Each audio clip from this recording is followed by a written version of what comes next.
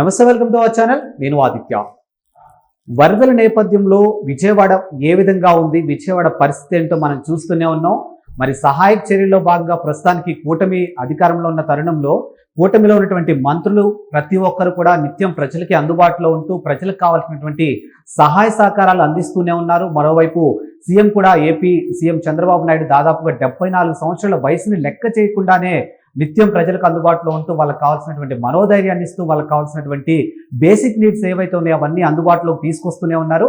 ఇక ఈ రోజు విజయవాడకి ఇలాంటి పరిస్థితులు రావడానికి కారణం దాదాపుగా చూసుకుంటే చాలా మంది నెటిజన్లు సోషల్ మీడియా వేదికగా మాట్లాడుతుంది ఏంటంటే, గత ప్రభుత్వం వైఎస్ఆర్సీపీ హయాంలో ఉన్నప్పుడు ఈ బుడమేరు అవ్వచ్చు, లేకపోతే మరికొన్ని ప్రాజెక్ట్స్ అవ్వచ్చు, చేయాల్సినటువంటి నీటిపారుదల శాఖ మంత్రులు సక్రమంగా సకాలంలో చేయాల్సినటువంటి అన్ని పనులు సక్రమంగా చేస్తుంటే ఈ రోజు విజయవాడకి ఇలాంటి పరిస్థితి వచ్చేది కాదంటూ చాలా మంది నెటిజన్లు సోషల్ మీడియా వేదికగా మాట్లాడుతున్నారు.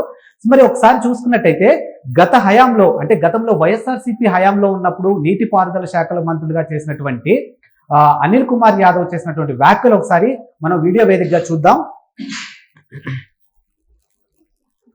ఇండస్ట్రీ 40 years ఎన్ని ఇయర్స్ కాదు, బుల్లెట్ దిగిందా లేదా అన్నది మాత్రమే సార్. నాకు పెద్దగా తెలియదని, అంతా ఆయనకి తెలుసని ఉమా గారు అంటుంటారు. నిజంగా నాకేం తెలియదు. ఆయనంత మేధావిని కూడా కాదు నేను. ఇప్పుడిప్పుడే నేర్చుకుంటున్న వాడిని. ఆ విషయాన్ని కూడా మీకు ముందుగా నేను తెలియపరుస్తున్నా. Yes, what is diaphragm wall. ఈ గంటలు ఖచ్చితంగా పూడ్చాలనే ఉద్దేశంతో మరి ఎవరి 1 hour కో 3 hours కో సడన్ గా వర్షం రావడం, చేసిన అప్రోచ్ రూట్ అంతా కూడా మళ్ళీ మొదటికి వచ్చి పాడైపోవడం.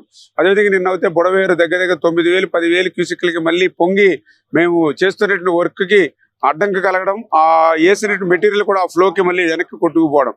ఇటువంటి ప్రతిబంధకాలు ఎదురైనా కూడా ఈ కష్టపడి పని చేసుకుని 2 గంటలను పూడ్చాం. 3వ గంట కూడా ఈ రోజు కల్లా పూడ్చి ఏదైతే ఆ సింగ్ నగర్ కి ఈ యొక్క వరద నీరుని అరికెట్టేటువంటి ప్రయత్నం అయితే చేస్తున్నామని చెప్పి తెలియజేస్తాం. ఎస్, చూశారు కదా, గతంలో నీటిపారుదల శాఖ మంత్రి చేసినటువంటి అంబటి రాంబాబు అవ్వచ్చు, లేకపోతే అనిల్ కుమార్ యాదవ్ అవ్వచ్చు, నిజంగా మరి వీళ్ళని నీటిపారుదల శాఖ మంత్రులు అనాలా లేకపోతే నోటిపారుదల శాఖ మంత్రులు అనాలా కూడా మాకే తెలియదు అన్నట్టు ఈరోజు ఏపీ ప్రజలు సోషల్ మీడియా వేదికగా వెల్లడిస్తూ ఉన్నారు. మరి ఒకవైపు చూసుకుంటే బుల్లెట్ దిగిందా, లేకపోతే వాళ్ళు చెప్పారు వీళ్ళు చెప్పారంటూ ఏవో సినిమా డైలాగులు చెప్తున్నట్టు మనకి ఇక్కడైతే స్పష్టంగా అర్థమవుతుంది.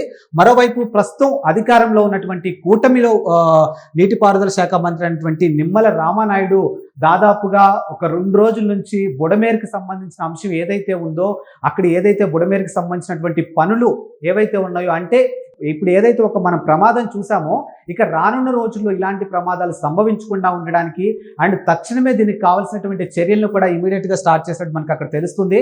గత 4-5 రోజుల నుంచి కూడా వర్షం ఎక్కడ గ్యాప్ ఇవ్వడం లేదు. కానీ చలికి వణుకుతూ ఆ వర్షంలో తడుస్తూ కూడా ఆయన బుడమేరుకి సంబంధించినటువంటి గండ్లు ఏవైతే ఉన్నాయో ఆయనే దగ్గరుండి స్వయంగా నీటిపారుదల శాఖ మంత్రి అయినటువంటి నిమ్మల రామానాయుడు ఆయన దగ్గరుండి ఆ పనులన్నీ పర్యవేక్షిస్తూ ఉన్నారు. సో నాకెందుకులే, నేను నా కింద వాళ్ళకి అప్పచెప్పాను కదా పని, సో నేను ఇప్పుడు ఇంటికి వెళ్ళిపోవచ్చు అని మాత్రం ఏమాత్రం ఆలోచించకుండా రాత్రి అపరాత్రి అని తేడా లేకుండా ఆ బుడమేరుకి సంబంధించినటువంటి గండ్ల వ్యవహారం ఏదైతే ఉందో ఆయన దగ్గరుండి పనులు చేపిస్తూ ఉన్నాడు.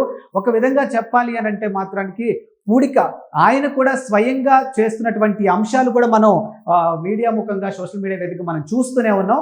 ఒక విధంగా చెప్పాలి అని అంటే చంద్రబాబు నాయుడు విజనరీ ఉన్న నాయకుడు, లేకపోతే చంద్రబాబు నాయుడు డిసిప్లిన్ ఉన్నటువంటి నాయకుడు. ఆయన కింద ఉన్న మంత్రులందరూ కూడా ఎప్పుడు డిసిప్లిన్గా పనిచేస్తారు అని చెప్పడానికి ది బెస్ట్ ఎగ్జాంపుల్ ఏదైనా ఉంది అని అంటే ఇప్పుడు నీటిపారుదల శాఖ మంత్రిగా ఉన్నటువంటి Nimmala Ramanaidu the best example అని చాలామంది మాట్లాడుకుంటున్నారు ఏపీ ప్రజలు. ఎందుకనంటే ఒక విధంగా చెప్పాలంటే ఒకవైపు కృష్ణా, మరోవైపు బుడమేరు రెండు కలిసి కూడా ఈరోజు విజయవాడకి ఇలాంటి పరిస్థితులు తీసుకొచ్చినటువంటి పరిస్థితులు మనం చూస్తున్నాం.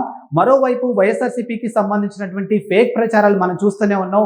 ఈ బుడమేరు వాగు చంద్రబాబు నాయుడు ఇంటిని ఎక్కడ కప్పేస్తుందో, చంద్రబాబు నాయుడుని ఎక్కడ ముంచేస్తుందో అన్న భయంతో ఈరోజు ఇలాంటి పరిస్థితులు తీసుకొచ్చారని చెప్తున్నారు. కానీ చాలా మంది మాట్లాడుతున్న అంశం ఏంటంటే అసలు బుడమేరుకి చంద్రబాబు నాయుడు ఇంటికి సంబంధమే లేదు, అది ఎక్కడుందో ఇది ఎక్కడుందో ఒకసారి చూస్తే బాగుంటుంది అని చెప్పి చాలా మంది ఏపీ ప్రజలు తెలియజేస్తూ ఉన్నారు. సో మరి మరో ఇంట్రెస్టింగ్ టాపిక్తో మళ్ళీ కలుద్దాం. అంతవరకు సెలవు, నమస్కారం.